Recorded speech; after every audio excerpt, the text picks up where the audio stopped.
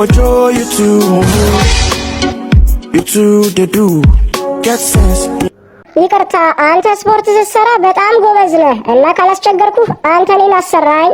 ባይገርምህ እንዳንተ አይነቱን ጎበዝ ስፖርተኛ ስጠብቅ ነበር። ልታሰራኝ ትችላለህ?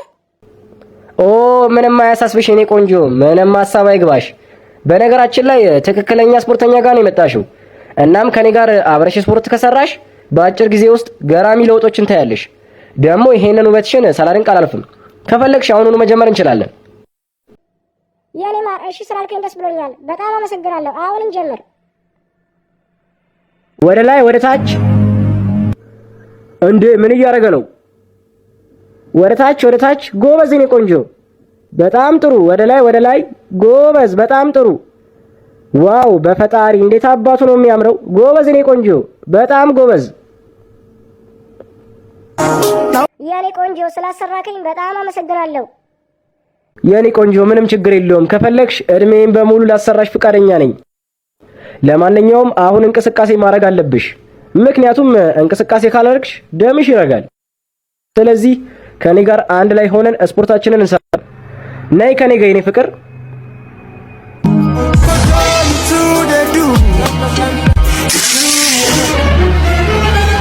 አሃ አንተ የማትረባ አበላሸከው። እዚሁ ነው ማበላሽክ። አይ በቃ እንደኔ ሊቆላለፉ ነው። አይዞህ። ዋው ዛሬ ከነጋ አንድ ሰው አልቀጠቀጥኩም። በቃ ካንተ ጀምራለሁ። እንዴ ማነው ሶኬቱን የሰካው? ወይ ወንድሜ እሱ ነው።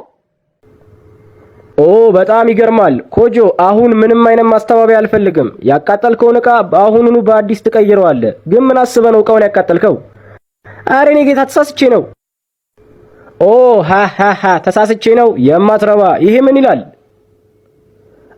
ወይኔ አላየሁትም፣ አላነበብኩትም ነበር። አንተ ደደብ፣ ማንበብ ይቅርና ምንም አይነት ስፖርት ማሰራሳችን ልጅቷን ላሰራሽ ብለህ ስታባልጋት እንደነበር አውቀናል። እዚህ ዋጋን ታገኛለህ። አይ ኮጆ፣ እንግዲህ ሲኦል ሰይጣንን ሰላም በልልን።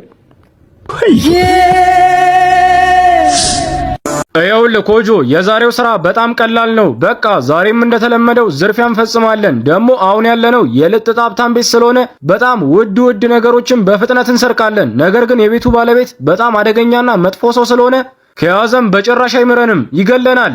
እኔ በጭራሽ ስህተት አልሰራም፣ እናንተ ተጠንቀቁ። እና ደግሞ ሰዎች እኔ ትናንት እንዳጣራው ከሆነ የዚህ ቤት ባለቤት እጅግ በጣም ሀብታም ሲሆን ነገር ግን የዚህ አካባቢ ፖሊሶች በሙሉ ጓደኞቹ እንደሆኑ ሰምቻለሁ። እናም የደህንነት አባል ራሱ ሳይሆን አይቀርም። ስለዚህ ስራችንን በጣም በጥንቃቄ መስራት አለብን። የዛሬ ስራችን በቃ በጣም ትኩረት ስለሚፈልግ ምንም ጊዜ ማባከን የለብንም። አሁኑኑ ዝርፊያውን እንፈጽም።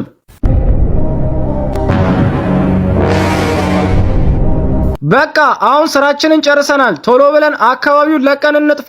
ደግሞ ሳልነግራችሁ እኔ እጅግ በጣም የሚያምር በወርቅ የተለበጠ ውድ ሰዓት አይቼ ወዲያውኑ ልክ በሩን ሰብሬ ሰዓቱን ልወስድ ስል እናንተ እንውጣ ብላችሁ አቻኮላችሁኝ። ወይኔ ያ ሰዓት እርግጠኛ ነኝ ዛሬ ከሰረቅናቸው እቃዎች በሙሉ ውድ ሳይሆን አይቀርም። በቃ ቶሎ ብዬ ተመልሼ ሰዓቱን ባመጣው ደስ ይለኛል። ግን ደግሞ የቤቱ ባለቤት ወደ ቤት የሚመጣበት ሰዓት ስለሆነ ድንገት ከተያዝኩ ያልቅልኛል። ነገር ግን ያን የመሰለ ውድ ሰዓት በጭራሽ እንዲያመልጠኝ አልፈልግም። አሰብኩት እኮ ያን ውድ ወርቅ በወርቅ የሆነ የሚያምር ሰዓት በእጄ ካስገባው በእርግጠኝነት በጣም ሀብታም እንሆናለን። በቃ የቤቱ ባለቤት ከመምጣቱ በፊት ቶሎ ብዬ ገብቼ ያን ውድ ሰዓት ይዤ ብመጣ ምን ይመስላችኋል? ኮጆ በጣም ይገርማል። ዛሬ ትልቅ ስህተት ነው የሰራከው። ነገር ግን አሁንም ጊዜው አልረፈደም። የቤቱ ባለቤት ከመምጣቱ በፊት በተቻለ ፍጥነት ቶሎ ብለህ ያን ውድ ሰዓት ይዘና። እኛ ደግሞ ምንም ቢፈጠር የትም አንሄድም፣ እዚሁ እንጠብቀዋለን። እሺ ኢንስፔክተር፣ በኋላ እንገናኛለን። እንዴ ጠዋት ቆልፌው የወጣሁት ቤቴ አሁን ክፍት ነው። ቆይ ኢንስፔክተር፣ በእርግጠኝነት በሩ የተከፈተው በእነዛ አደገኛ ሌቦች ነው። ደግሞ እዚህ አካባቢ አይቼ የማላውቀው ቀይ መኪናም ቆሟል። በቃ ሌቦቹ ቤቴ ውስጥ ሊሆኑ ስለሚችል ንብረቴ ከመዘረፉ በፊት ቶሎ ብዬ ሌቦቹ ላይ በሩን ልቆልፍባቸው። እናንተም ኢንስፔክተር ፍጠኑ፣ ቶሎ ኑ። እንዴ በቃ ፖሊሶች ሳይመጡ አይቀርም። ቶሎ በል እናምልጥ። ንዳው። እንዴ እነዚያ የማይረቡ ሌቦች ጥለውኝ ሄዱ። ድሮም እንደዚህ አይነት ችግር ከተፈጠረ ጥለውኝ እንደሚሄዱ ጠርጥሬ ነበር። ወይኔ አሁን እኮ የተረገመ ሰውዬ ለፖሊሶቹ ደውሏል። ቆያው ምን ባረግ ይሻላል? ደግሞ የሚያናደው ነገር ልሰርቅ የነበረው ያ ወርቃማ ሰዓት ትክክለኛ ሳይሆን ፌክ መሆኑ ነው። ወይኔ አሁን ምን ላርግ? ከቤት እንዳልወጣ በሩን ቆልፎታል። ደግሞ ይሄን መስኮት ሰብሬ እንዳልወጣ ያ የተረገመ ሰውዬ ከጎረቤቱ ጋር ቆሞ እየጠበቀ ነው። ሄይ ለዛ የማይረባ የ2,000 ብር ሰዓት ብዬ እጅ ከፍንጅ ልያዝ? ወይኔ በቃ አለቀልኝ። ፖሊሶቹ መጡ።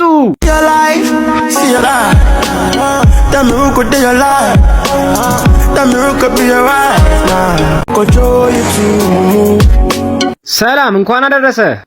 በጉ ከጠበቅኩት በላይ በጣም ትልቅ ነው እና ይሄን በግ በአሪፍ ዋጋ ከሸጥክልኝ ምንም ሳልከራከር አሁኑኑ ገዛለሁ። እሺ ምንም አያሳስብ። ይሄን በግ ከሌሎች በጎች የሚለየው በጣም ትልቅ መሆኑና ለውድድር ከፈለከው በጣም የሚዋጋ ጠንካራ በግ በመሆኑ ነው። በቃ በ50 ሺህ ሰደው። ምን 50 ሺህ እንዴ? ኧረ ቀንስ። በጉ በጣም ይዋጋል። በጣም ይዋጋል?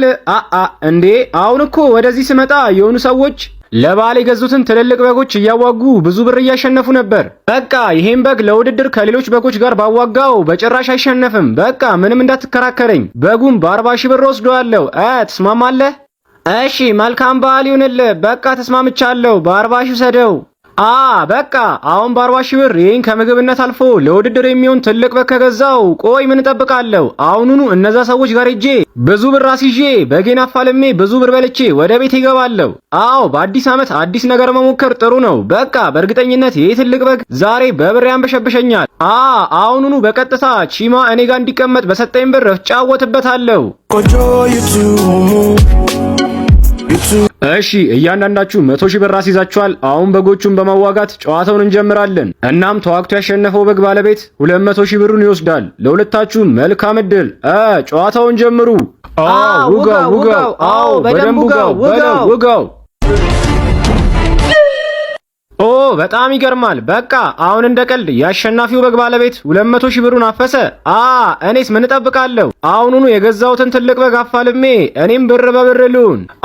በቃ ከዚህ ሰውዬ በግ ጋር የኔም በግ አፋልማለሁ። በእርግጠኝነት የኔ በግ ከዚህ ሰውዬ በግ በጣም ይጠነክራል።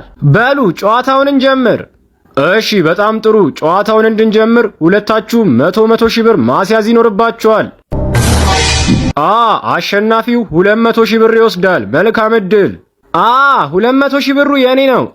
የኔ ትልቅና ጠንካራ በግ ያኛውን ወዲያውን ይሰርረዋል። ውጋው። በደንብ ውጋው።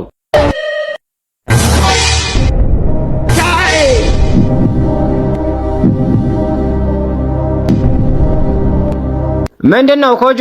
ባክ በጌ ሞተ። አዋክተው ነው?